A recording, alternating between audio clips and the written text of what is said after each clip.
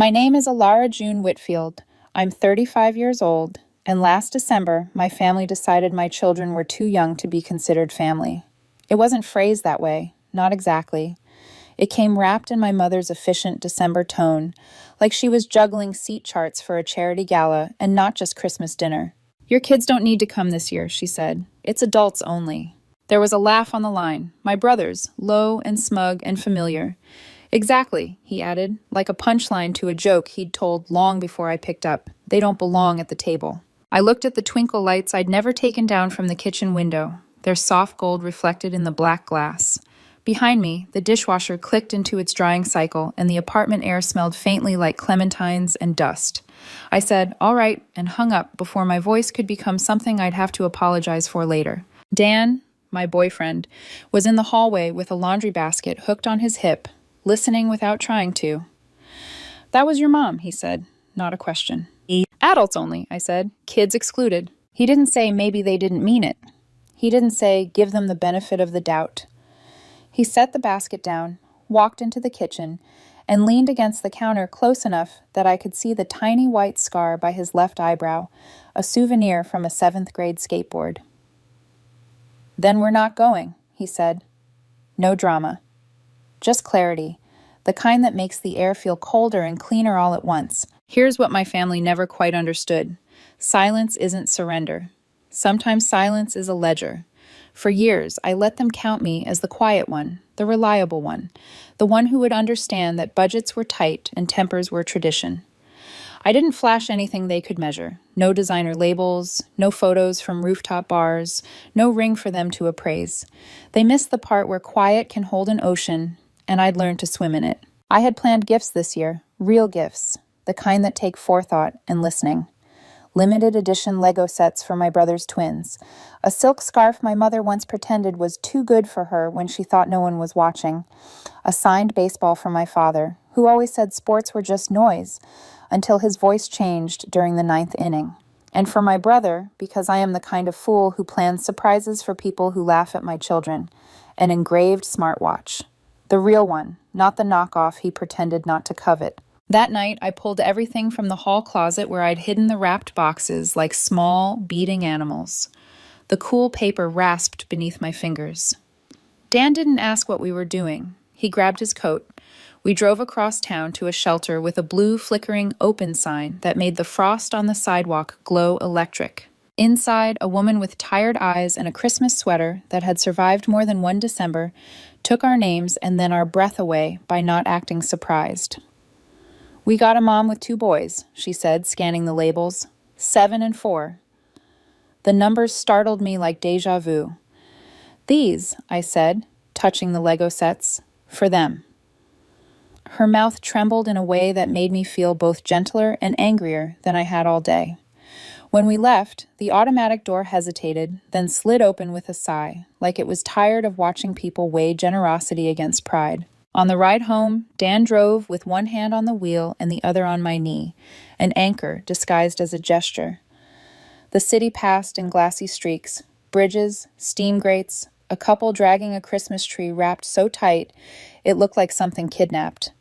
At a red light, he said, "You okay?" And I said, "I'm not sad." It startled me to realize it was true.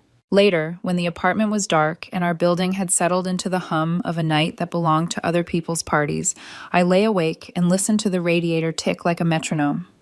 A line I'd heard months earlier drifted up, a line I'd dismissed because it came from a person I had no reason to like, Sienna, Dan's ex-girlfriend. We'd met exactly once, by accident, the day she returned a book Dan had lent her and pretended not to keep.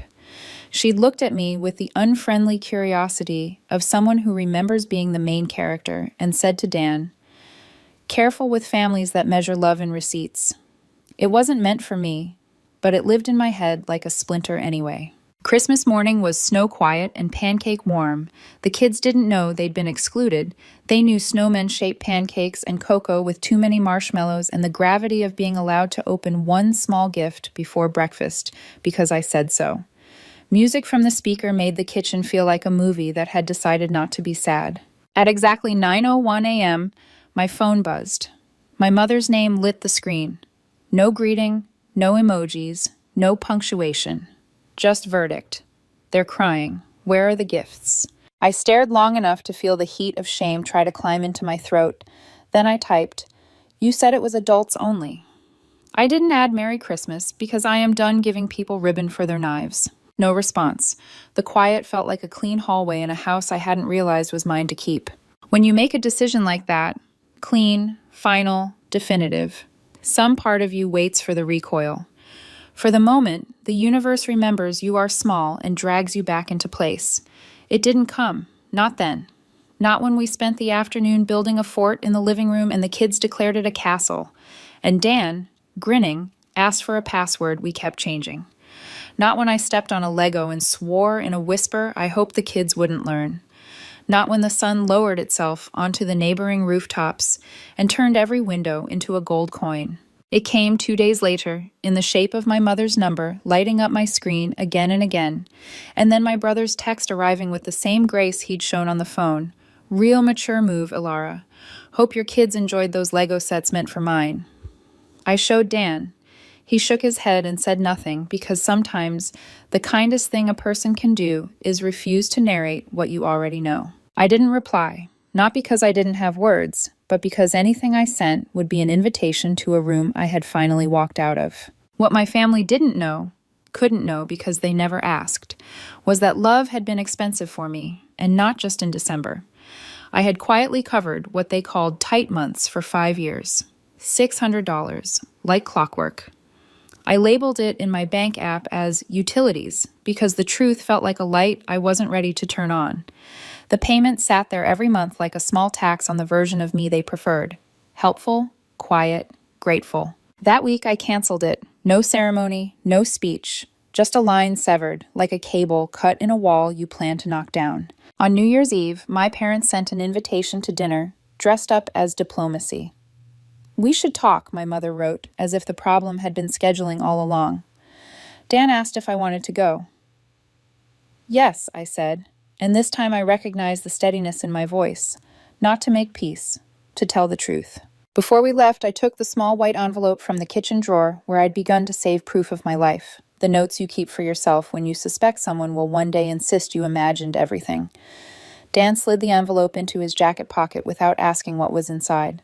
"Password?" he asked the kids at the door, because routines are rituals, and rituals are a way to say, "Your home is safe," without spooking the gods. They shouted something that sounded like marshmallow thunder, and we let that be the benediction that saw us into the cold. As we walked to the car, snow squeaked under our boots. The sky was low and heavy, like a ceiling that had been painted too many times and was starting to bow. I thought of the engraved watch, tucked into the closet the night I decided not to wrap it after all. I thought of my brother's laugh on the phone. I thought of my mother's text at 9:01 a.m. and how fast entitlement runs when it's scared. We were 15 minutes late on purpose. Some latenesses are apologies. This one was intent. My mother opened the door wearing the smile she saves for neighbors and delivery drivers. Tight, tidy, decorative as a bow you plan to throw away after the photo. The house smelled like cinnamon and something scorched. In the living room, the TV glowed with a bowl game my father pretended not to care about as he watched it, and my brother sat at the dining table with his arms crossed and his jaw set like he'd been practicing being unbothered. "Traffic?" my mother asked, already walking back toward the kitchen. "Snow," I said, hanging my coat. Dan brushed his hand against my elbow the way he does in strange rooms, his quiet version of "I'm here." We sat. The table had the old runner with the wine stain she'd never admitted was hers. There were water glasses, no wine. The fork tine marks in the wood caught the overhead light like small constellations. My father cleared his throat. My brother stared at the TV from a chair that didn't face it. My mother did that thing where she smooths an invisible wrinkle from a napkin that doesn't need it. "We should talk about Christmas," she said. "You banned my children from a family holiday," I said. "What would you like to discuss?" Her mouth formed the O of surprise people use when they step on the truth in the dark. "It came out wrong," she said. "We meant a peaceful evening. Adults. Less chaos." In the kitchen, a timer beeped. No one moved to turn it off. My brother's laugh was a slow leak. "So you donated everybody's gifts," he said, as though he was reading off a charge sheet. "Real generous." It was, I said, and watched the timer continue to count a thing already over. Someone else's kids had a good Christmas morning. He looked at my hands, then the envelope Dan had placed by my water glass like it was an extra place setting. What's that? The thing after the timer, I said, and picked it up. Dan slid it closer, the motion small and certain. But first, I want to be very clear. I'm not here to argue about semantics. I'm here to change a pattern. My father blinked slowly, a man trying to stay still while a train moves. Ilara, he said, no one is trying to hurt anyone. You did, I said, and my voice didn't rise so no one could pretend it was hysteria. And you can stop calling it a misunderstanding. It was a choice. You chose to value a quiet table over your grandchildren. You chose to laugh, and you chose to text me at 9:01 asking for gifts you assumed belonged to you. You see, my brother said to the air, she's making it about respect. It was logistics. I turned to him. He had my father's eyes and my mother's timing. Do you want logistics? I asked, and the room exhaled at once, the way a room does when it realizes the storm will not pass around it. I opened the envelope. Inside were printed statements, 5 years of them, each line the same number at the end, $600. I placed them on the table one by one, quiet as cards in a trick you can't argue with. Dan didn't watch the pages. He watched my face. For 60 months, Shamme said. On the first of the month, I transferred $600 to your account. I looked at my parents. You told me times were tight, that the apartment was more than you'd factored, that Dad wasn't picking up as many shifts. I pressed my finger on the top page so it wouldn't curl. I covered it. No lectures, no receipts taped to your door, no announcements at Thanksgiving about who brought what. I did it because I could, and because I believed in a version of us where care didn't need a stage. My mother's hand went to her pearls, a reflex more than a habit. You should have told us, she said, soft as a bruise. Why? I asked. So you could decide what the help meant I owed you? My father leaned forward, elbows on the table. He'd always corrected us for bumping. His voice tried for tender and landed on bewildered. You paid our rent? He said. All this time? I nodded, and on December 26th I canceled it. I let that settle. The timer on the stove finally stopped. The silence after was almost respectful. My brother scoffed. So you want a medal? No, I said. I want my children at the table. Barring that, I want a boundary. This, I tapped the stack, was not leverage. It was love. You turned it into leverage when you treated my family like an inconvenience and my generosity like a subscription. My mother stared down at the papers, like they'd been written in a language she used to know. We were going to talk about that, she said, after the holidays. You texted me for toys, I said. Not to ask how we were, not to apologize, not to say we missed the kids' little faces. You wanted your morning to go like it always went. You wanted me to make it easy to pretend you hadn't changed the rules. I turned to my brother. And you? He looked up, ready with a smirk he'd ironed flat over the years. I didn't give him the pleasure of being the clever one. There was something for you, I said. Something bigger than Legos. A surprise I spent time on, money on, thought on. His eyebrows rose in a parody of interest. A reliable used car, I said, letting the words hit the wood between us. Clean title, arranged, test-driven. The seller was holding it for me until Christmas Eve. I was going to give you the keys in a red envelope. He laughed, but it was the kind of laugh with roots dangling. Sure you were.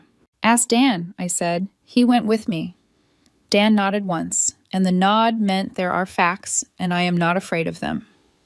I canceled that too, when you laughed into the phone about my children not belonging at the table. I walked away. The seller relisted it and sold it to someone who doesn't confuse cruelty for humor. My brother's face didn't fall. It slackened, which is different. It is a moment where a person realizes the math is no longer imaginary. My mother touched his wrist like she could rewind him. Let's calm down, she said to the room. We're getting carried away. We haven't started, I said. The TV in the living room changed its brightness, a commercial for something loud and necessary. My father looked at Dan as if he might be the interpreter he'd been waiting for. Dan only met his eyes, steady, polite, unmovable as a lamppost. I could feel my heart, not racing but present, finally clocking its own steps. This is the part where you tell me I've changed, I said to my mother, where you say money made me arrogant and Dan made me cold, and that I'm punishing you for one comment you didn't mean. She flinched, which would have been honest if it had come from the right place. You used to be so kind, she said, so forgiving. I am kind, I said. I am forgiving. Those two words do not mean available for disrespect. My father inhaled, a sound like a chair pulled back. We're your parents, he said, the first time he'd reached for a title like it was a shield. I know, I said, and let the ache live where it needed to. And I am a mother. I looked at the empty chairs where my children would not sit in this house. I don't teach them generosity by letting them watch me accept contempt. We sat with that. The house ticked. Somewhere the heat clicked on and the vents whispered. My mother's eyes shone the way her eyes shine when a neighbor brings lemon bars. Performance-grade gratitude.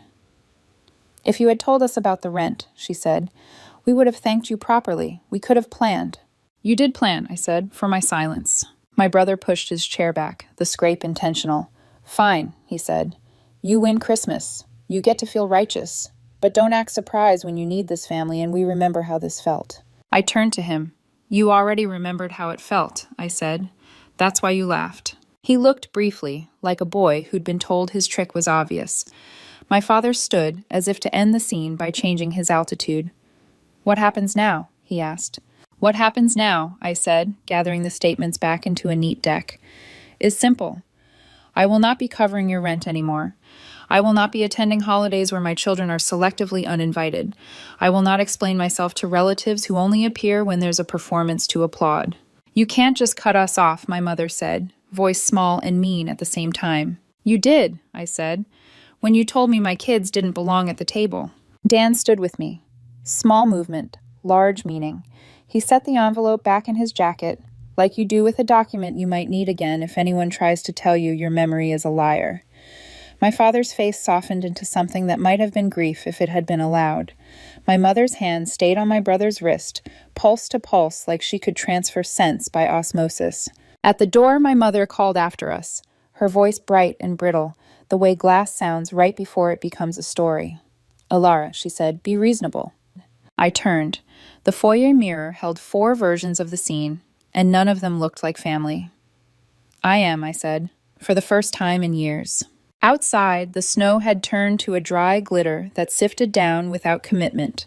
In the car, the heater made a soft roar. Dan didn't touch my hand this time. I didn't need him to. We drove in a quiet that wasn't empty. It was wide. Halfway home, he said, proud of you, in the voice you save for the moment, after the plane lands and the wheels really catch. At a red light, a family crossed in front of us. 2 kids in puffed coats, a mother carrying a foil pan, a father laughing into the cold. It didn't make me ache. It made me certain. When we got home, the kids were asleep on the couch under the blanket with the ridiculous penguins. I stood and watched them breathe while Dan paid the sitter and thanked her twice. In the kitchen, I opened the bank app and looked at the scheduled payments that had defined 5 years of my adult life. Nothing there now but the light of the screen and my reflection in it, pale and clear and not sorry. I made tea. Dan leaned in the doorway and said, "Next step?" I thought of January and the way it always felt like a dare. "Let's see who we are," I said. "When I stop paying to be tolerated." He nodded like a vow. The radiator ticked. The building held. I didn't wait for anyone to call. By the first week of January, the calls slowed, but the noise didn't. Silence from my mother always came in another form, through other people. Old friends of hers bumped into me at the grocery store, asking how the family meeting went. My aunt left a voicemail quoting Proverbs about honoring thy parents, which I'm pretty sure she'd never opened a Bible to find herself. And then, one afternoon, my cousin Lena called from out of state. "Elara," she said, voice tight with curiosity she thought was concern. "I just wanted to check in. I heard some stories." I stirred my coffee, watching the swirl like a storm viewed from space. "Let me guess," I said. "I'm arrogant now, and Dan turned me into someone ungrateful." She hesitated. "Something like that. Your mom said you've changed, that you cut them off out of nowhere." "Out of nowhere." I almost laughed. "Did she also mention the 5 years of rent payments, I asked. Lena went quiet for a full 5 seconds. "No," she said softly. But she did mention your brother selling some things online. My friend bought a watch off Facebook Marketplace last week, engraved with your initials, EJW. My heart dropped. I hadn't told anyone about that watch. I still had the receipt tucked in the drawer under the spare batteries. It was the one gift that had never made it to the shelter. You're sure? I asked. Positive. She showed it to me because she thought it was sweet. Said the seller looked nervous when she asked who EJW was. I thanked her, hung up, and just sat there. Dan came in from the porch, brushing snow from his sleeves. You look like you've seen a ghost. I showed him the photo Lena had sent. The watch face glinting under kitchen light, the engraving unmistakable. His jaw clenched. He stole it. From my car, I said. The night I dropped off the old decorations before Christmas, I left it unlocked. I didn't even think to check.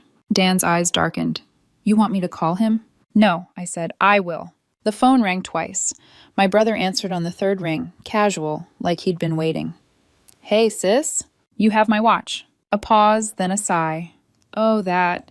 It was just sitting there. I figured you weren't going to give it to me anyway. You stole from me, I said, steady but cold. He laughed under his breath. You weren't going to use it. What's the difference? The difference, I said, is that now I know exactly who you are. And I hung up.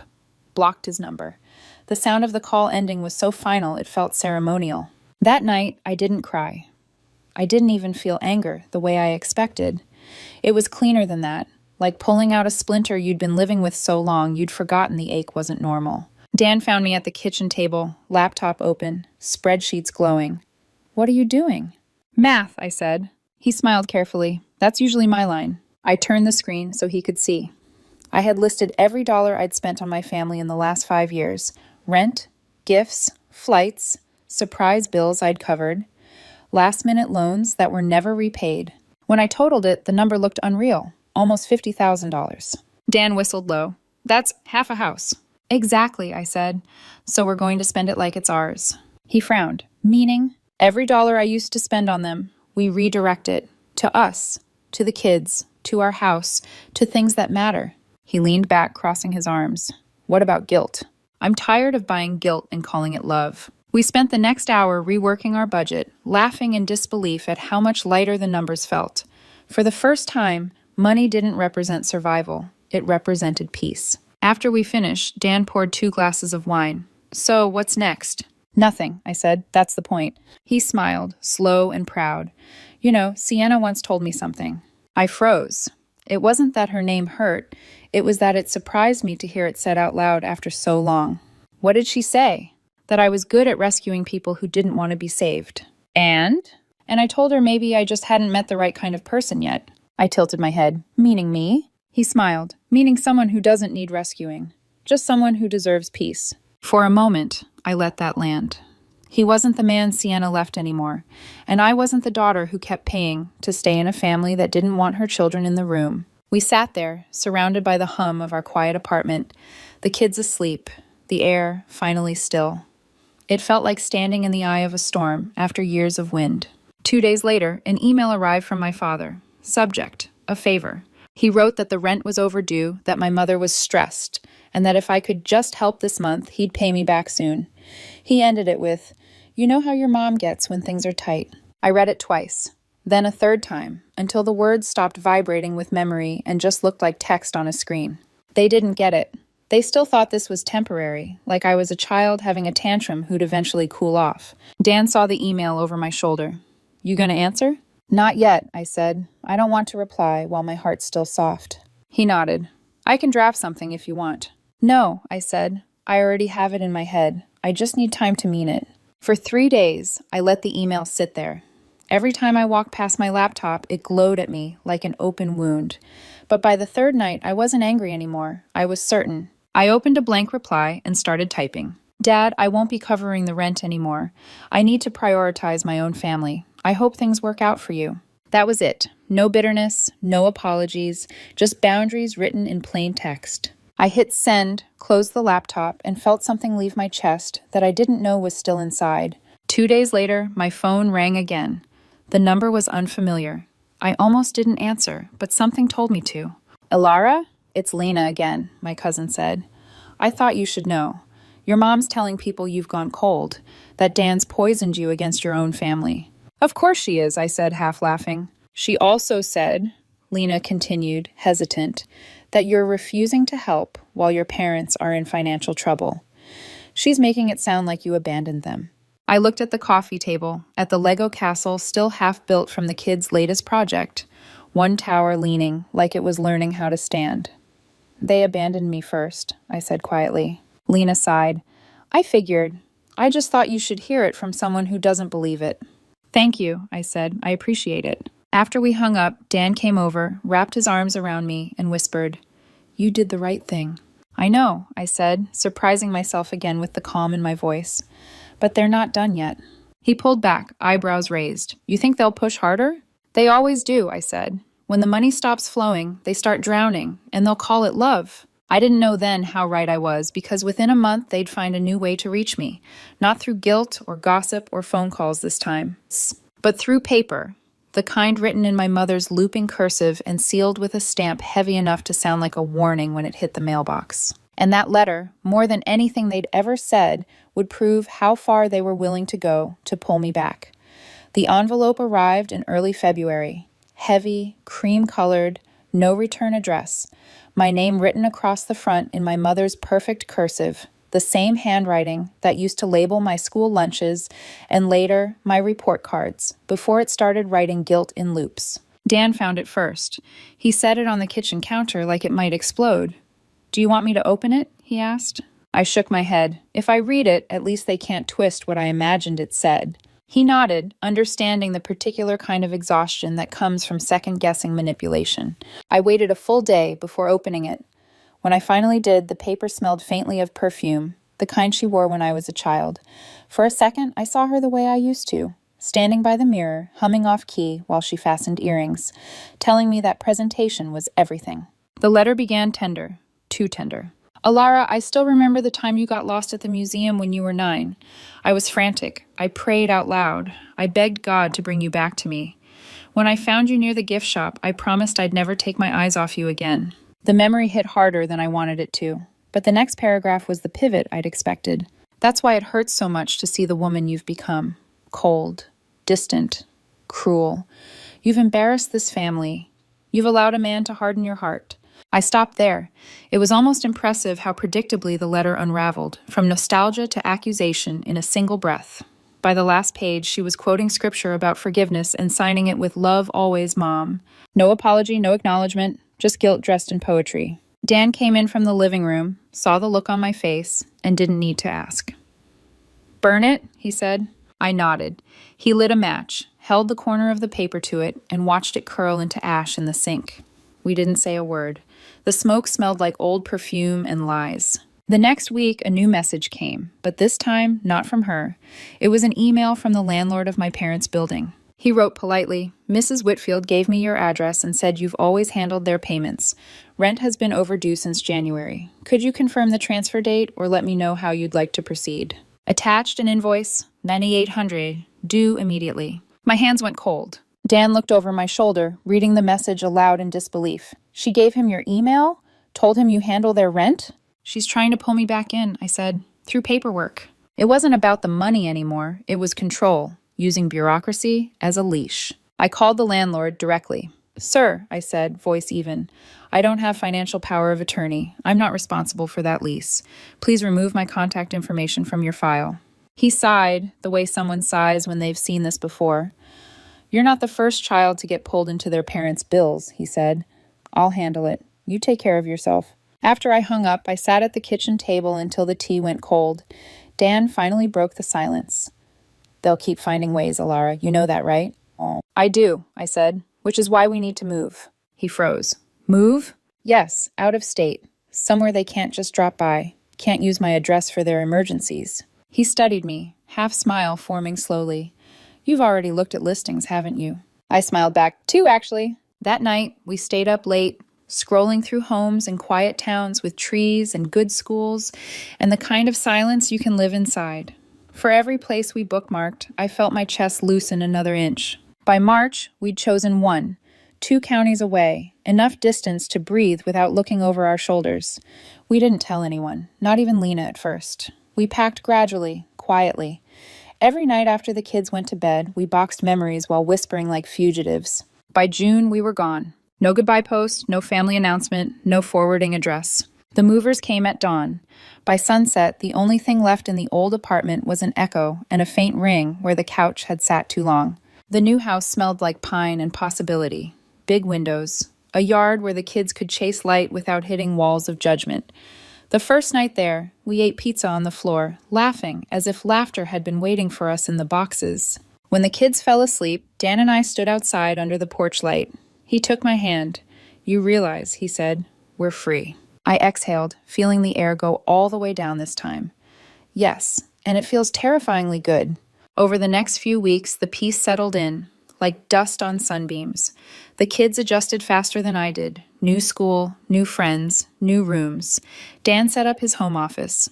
I started a small consultancy from the spare bedroom. We didn't post about it. We didn't owe anyone the story. By July, we started to believe the quiet might last.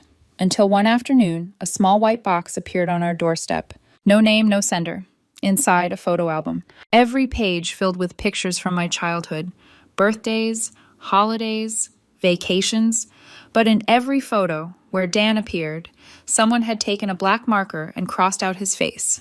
In some, they'd scribbled over the kids too. At the very end of the album, there was a note written in that same looping cursive. "You used to belong to us. Now you belong to her." Dan came into the room, saw it open on my lap, and froze. "Alara," I didn't cry. I didn't scream. I picked up the album, walked outside, and dropped it straight into the trash bin. Then I came back in, poured myself a glass of wine, and said, "They're spiraling." He nodded slowly. "They're losing control." "Good," I said. "Let them." That night we sat together on the porch. No music, no words, just crickets and air. The kids slept upstairs, dreaming their new dreams. The world outside felt wide again, like it had been waiting for us. It took years for me to learn this truth. You can't heal in the same place that hurt you. And sometimes the only closure you get is the sound of the door clicking shut behind you. By September, the air had changed. The mornings came cooler, sharper. The kids ran to catch the bus under trees that looked like they'd been painted overnight. Life had found rhythm again. Breakfasts that didn't start with tension, nights that ended in laughter instead of apology. The silence that once felt foreign now sounded like safety. Then, one morning, I checked my inbox and saw it. Subject: Dad's sick. Sent from my brother. No greeting. No details. Just 2 words meant to dig where the guilt still might live. I stared at it for a long time, then I hit delete. No hesitation, no rush of remorse, just peace. The kind that comes when you finally understand the difference between love and obligation. That afternoon, I took the kids to the coast. Dan packed sandwiches and the same old checkered blanket we'd had since our first apartment. We sat in the sand, watching the waves fold over themselves. The kids built crooked castles that collapsed faster than they could rebuild them, and for once, no one asked me to fix it. Over dinner that night, with the soft crash of the ocean still in our ears, Dan looked at me and asked quietly, "You okay?" I smiled. "Yeah, more than okay." He nodded, searching my face. "When you saw that email, did it hurt?" I took a breath, thinking. "It tried to," I said, "but it didn't reach." He reached across the table, his fingers brushing mine. "Then we're really done, aren't we?" I met his eyes. "We didn't cut ties, Dan. We just stopped bleeding for people who kept holding the knife." The words hung there between us, soft but final. We both knew it was true. In the weeks that followed, I caught myself waiting for something. Another letter, another manipulation, disguised as concern.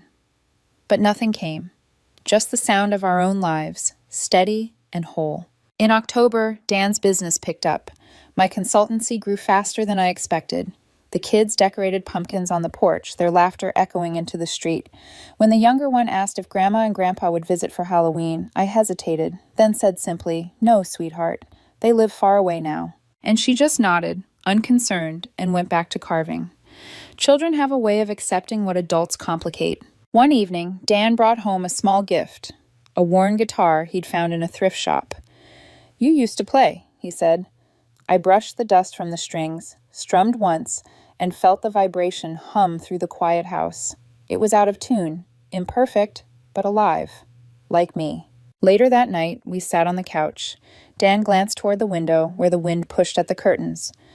I need to tell you something, he said. Before we left, I almost called Sienna. I looked up, surprised. Why? He exhaled. Not because I missed her, because I thought she'd understand what it felt like to lose family.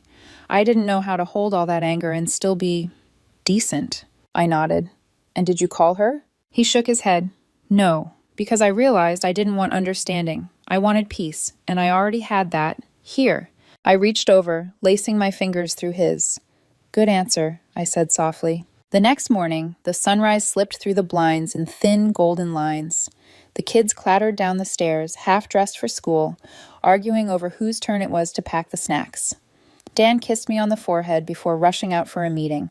The world felt ordinary, and that, I realized, was extraordinary. Months had passed since we'd left the city, but sometimes I still caught myself expecting the phone to buzz with another demand. It never did. I'd spent most of my life waiting to be loved properly by the wrong people. Now I was finally being loved freely by the right ones. That night, I opened a blank document on my laptop. Not for work, not for planning, just to write a single line I didn't want to forget. Peace is what's left when you stop paying rent in someone else's story. I closed the laptop, turned off the lights, and stood at the window, watching the wind lift the leaves like confetti. Behind me, the house glowed softly. The hum of the dishwasher, the smell of pumpkin candles, the echo of laughter from down the hall. A life built, not borrowed. I didn't miss them anymore. Not the texts, not the guilt, not even the illusion of belonging. Because I finally understood. Belonging isn't something you beg for, it's something you build. And I had built mine.